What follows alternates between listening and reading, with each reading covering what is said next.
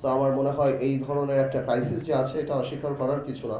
এরকম একটা fascist regime চলে যাওয়ার পরে এই ধরনের ক্রাইসিস আসতেই পারে, কিন্তু এই ধরনের একটা ক্রাইসিসকে এত বড় করে এত ঢালাও করে করাটা আমার মনে হচ্ছে যে এই ষড়যন্ত্রকারীরা বা ফ্যাসিস্ট রেজিম যে কাজগুলি করছে সেটাকেই আমরা এন্ডোর্স করলাম যে actually we are going through such a problem. এটা হলো প্রথম কথা আমার।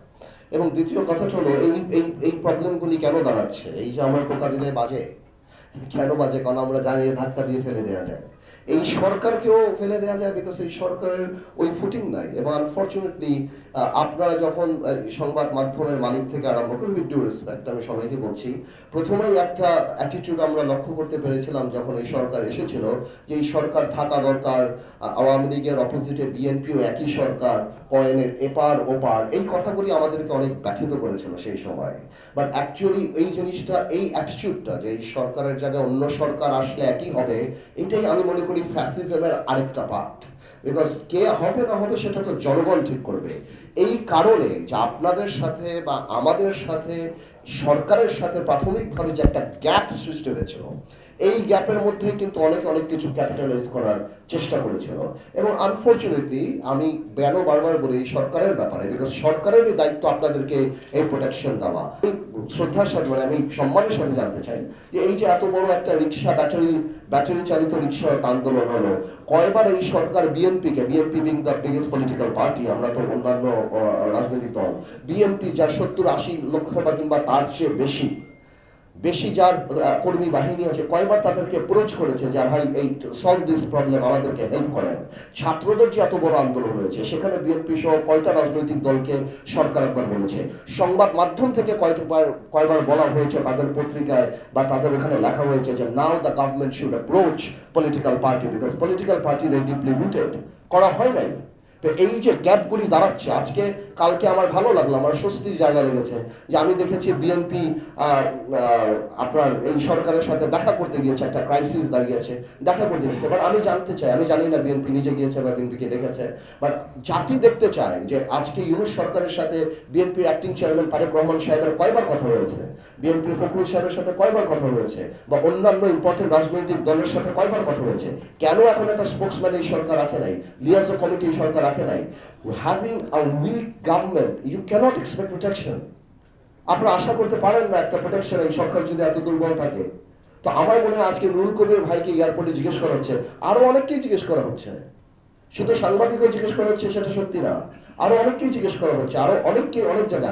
কেন? কারণ আমি বারবার বলি এই সরকারটা দুর্বল সরকার, জনগণের সরকারই, ভালো হোক খারাপ হোক, অ্যাকাউন্টেবল সরকার। এবং আপনারা যদি সত্যি প্রোটেকশন চান তাহলে আপনাদের ওই ক্যাম্পেইনটা স্টার্ট করতে হবে এই সরকারের সাথে, যে যত তাড়াতাড়ি সম্ভব নির্বাচন দিয়ে জনগণের হাতে আপনারা ক্ষমতাটা দিয়ে দেন। আমার কথা শুনে হয়তো আপনাদের অনেকে মনে হচ্ছে পার্থিব পলিটিক্যাল স্টেটমেন্ট দিচ্ছে, বাট এইটাই সলিউশন। খারাপ হোক ভালো হোক যেটাই হোক, politicians are the only solution, যে আমরাই আপনাদের পক্ষে দাঁড়াতে পারবো। বিকজ এত দুর্বল সরকারের কাছ থেকে আপনি এই ধরনের প্রোটেকশন চেতে পারবেন না। সো আমি মনে করি this is the right time, Sarkar guideline দিয়ে দিক নির্বাচনের সবকিছু, যে কবে নির্বাচনমুখী সংস্কার করে বড় বড় সংস্কারগুলি জনগণের সরকার করবে, কবে কোন মুহূর্তে নির্বাচন হবে, এবং সরকারের সাথে আপনাদের সাথে আমাদের সাথে যেন দৃশ্যমান একটা সম্পর্ক স্টাবলিশ হয়, যাতে করে কোনো ধরনের কোনো ক্রাইসিসের মধ্যে দিয়ে সেই পলাতক ফ্যাসিস্ট রেজিম অ্যাডভান্টেজ নিয়ে আবার ফেরত আসতে পারে। আপনাদের সবাইকে ধন্যবাদ। শ্রদ্ধা জ্ঞাপন করে শুরু করছি। আমাদের আমাদের আবেদনে আপনারা এসছেন, আমন্ত্রণে এসছেন, আপনার কাছে আন্তরিকভাবে কৃতজ্ঞ। আমরা যেই কারণে আপনাদেরকে ডেকেছি সেটা আমাদের মন থেকে বলার জন্যে, যে আমরা এই 15 বছর স্বৈরাচার শাসনের সময় সাংবাদিকতার যে অপারেশন হয়েছে, সাংবাদিকতার বিরুদ্ধে যেসব পদক্ষেপ নেওয়া হয়েছে, স্বাধীন সাংবাদিকতাকে ধ্বংস করা, তার কণ্ঠরোধ করা যেসব প্রক্রিয়া চলেছে, সেগুলো আমরা একটা ইতি চাচ্ছি যে সব কিছু যেন আর বাংলাদেশে কখনো না হয়। কিন্তু দুর্ভাগ্যজনকভাবেও আজকে এমন নবরূপে স্বাধীন সাংবাদিকতার উপরে, সংবাদপত্রের উপরে যে আক্রমণ হচ্ছে, এটা অত্যন্ত মানে নিন্দনীয় এবং শঙ্কাজনক। এবং সেখানে আমরা খুব অন্তর থেকে উপলব্ধি করি যে রাজনৈতিক দল তারা হচ্ছেন স্বাধীন সাংবাদিকতার একেবারে একটা বিরাট সহায়ক শক্তি। যারা রাজনীতি করবেন দেশে তারা উপলব্ধি করবেন যে আপনাদের সহায়ক শক্তি হচ্ছে স্বাধীন সাংবাদিকতা, মত প্রকাশের একটা নিরবিচ্ছিন্ন একটা পরিবেশ। তো সেই বলতে পারে যে আকাঙ্ক্ষা থেকে, সেই ভেতরের সেই অনুভূতি থেকে আপনাদেরকে আমন্ত্রণ করা, আপনাদেরকে বলা যে স্বাধীন সাংবাদিকতা এখন একটা হুমকির মুখে এবং আপনাদের সাহায্য আমাদের খুব দরকার।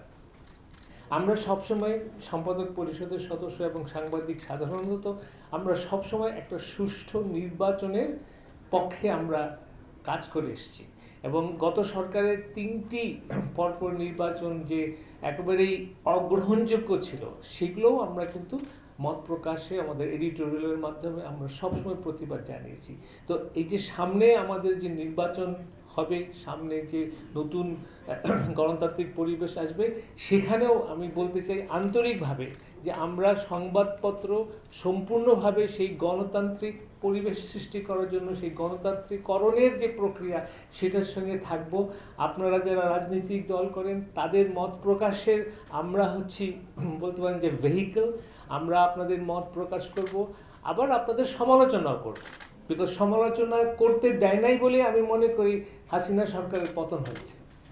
সে যদি সংবাদপত্র এবং ভিন্ন মত, বিশেষ করে সমালোচনামূলক তথ্য এবং মতামত নিত, তাহলে হয়তো সে উপকৃত হতো। তো আমরা সেই ধরনের পরিবেশ চাচ্ছি এবং আপনাদের সঙ্গে সহযোগিতা চাচ্ছি এবং আপনাদেরকে আমি আন্তরিকভাবে বলছি যে সামনের যে গণতন্ত্রের উন্মেষের যে একটা বিরাট একটা সম্ভাবনা, এবং আপনারা সেখানে রাজনৈতিক দলরাই হচ্ছেন মূল অ্যাক্টর, ওটাকে এগিয়ে নিয়ে যাওয়ার আপনারাই শক্তি এবং আপনাদের সেই শক্তির সহায়ক শক্তি হিসাবে স্বাধীন সাংবাদিকতা। অনেক ধন্যবাদ।